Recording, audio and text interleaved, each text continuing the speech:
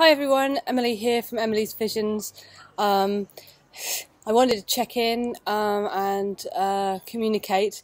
I'm recovering from the flu, so my energy is coming back. With it, there's a rush of sort of inspirations and ideas and things I could do, and it's quite frustrating because even though I'm recovering from the flu, and so my energy is going back up, I still have uncontrolled epilepsy. So I wanted to kind of talk about that and talk about the concept of spoons, which a lot of disabled people use, which is a good way of explaining what it's like to have chronic disability or a chronic illness. The letter arrived a few days after the video I did last, which is good. Got the confirmation. One of the things that we found difficult is that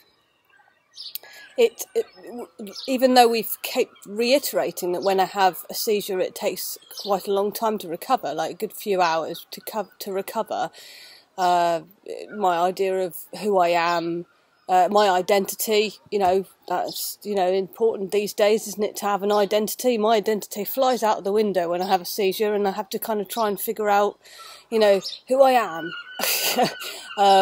what I'm doing, how I relate to people, what my responsibilities are, all of those things. All of those things take a while to come back. So it's been quite frustrating because we have said that in interviews, we have said that on forums, we've said that loads of times to PIP, and apparently they still insist that it only takes me a couple of minutes to recover from a seizure. Now, that's an interesting thing, isn't it, really? Because I think,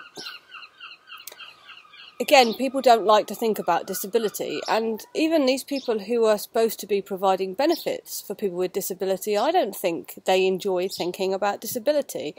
On one level, that's entirely human. Nobody really likes thinking about something that's, horrible, really. Somebody being disfigured, or not having the freedom that we take for granted as human beings. And that's not nice to think about. A lot of us are aware that we will get old and, our bodies won't be as reliable as we get older. And that sort of thing we don't like to think about. We don't like to think about that. As a Buddhist, of course, we do meditation on death. So that's been very helpful to me, accepting the fact that I have got a disability without feeling overly, sorry for myself. Because, shit happens, what was I saying? Yes, so even though we've reiterated that it takes a few hours, we have been told that it only takes me a few minutes to recover from a seizure. Again, I really feel that's a lack of thought when people say that, because I think if we stop to think about how long things actually take, like when you ask somebody to come, maybe if you're a parent, and you ask someone to come down because the food's ready, and the kid says, "In a minute." Is it a minute? Is it really a minute? No, it takes them longer than a minute to finish what they're doing and come down the stairs. And in the case of a child, they often need reminding several times. But it does actually take that time. It takes longer. If somebody suddenly says, "Oh, can you come and help me with this?" Even actually, it's quite funny if, say you were holding up something really heavy and you needed help now, the likelihood of someone being able to be there instantly is quite low. They're probably reading a book or in another room or something, and all these things take time, and that's natural. And of course, Zen Buddhists would say, take your time, be there. They do meditation where you stare at a blank wall and really focus on what's happening in those moments. And as human beings, we just ignore those moments. And our life then rushes by and we go, goodness, that happened 10 years ago.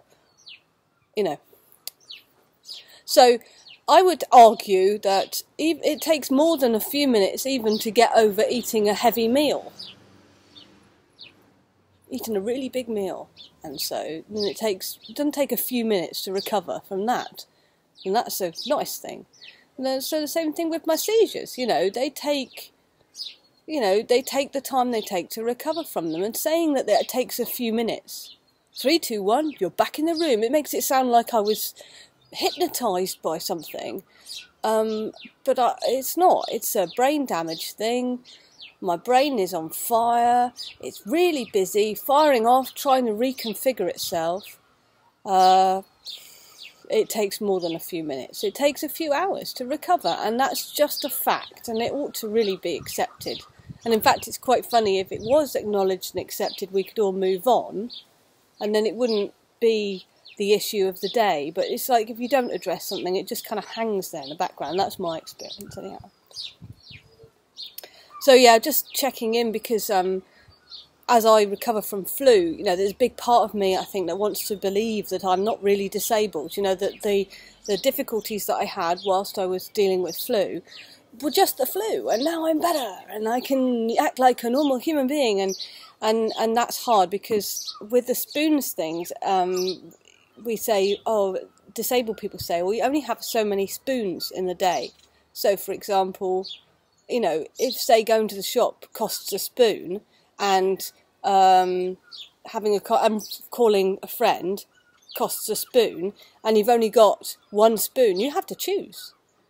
And as a disabled person, I've only got so many spoons. And so that's frustrating, because I'm very creative, partly because of my epilepsy, but then that brings loads of things, and I can't, you know, I can do a very small amount of them. I know we all suffer a little bit like that, because we have busy lives, but, you know, with mine, it's quite frustrating, and confusing too, and makes it harder to, I think, it makes it harder to take initiative on a specific thing. Having said that, the epilepsy, knowing I'm going to have a seizure fairly soon, sometimes that can be a motivator. Do it now. You know, you can do it now. Might not be able to do it in 3 minutes' time. So yeah, just checking in and just letting you all know how things are going for me with the PIP and the flu and my creativity and my spoons. Yeah.